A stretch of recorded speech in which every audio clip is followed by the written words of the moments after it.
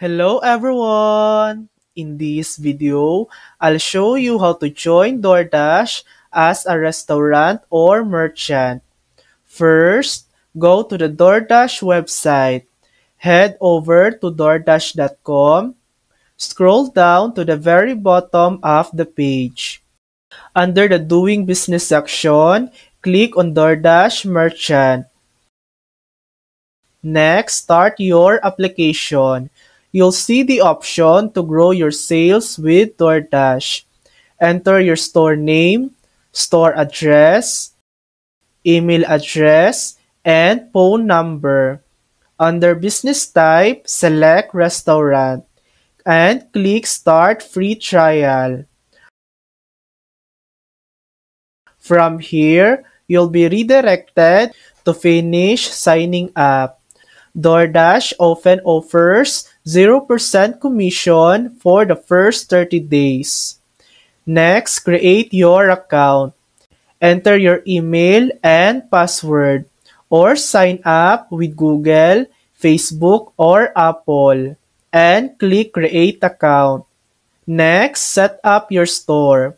On the left menu, you'll see steps for setup.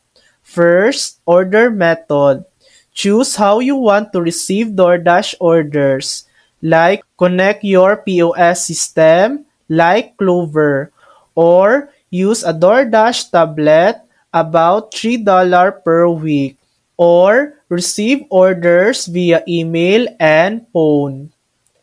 Next, store hours. Set your restaurant's hour, example, 8 a.m. to 10 p.m. Next, menu. Upload your menu or provide a menu link. Next, pricing plan. Choose a plan like Basic, Plus, or Premier. Each has different features and commission rates. Next, payout information. Enter your banking details, legal company information, and representative information. Next, finish setup. Once you've completed all the steps, click Finish Setup. DoorDash may need to verify your information before your store goes live.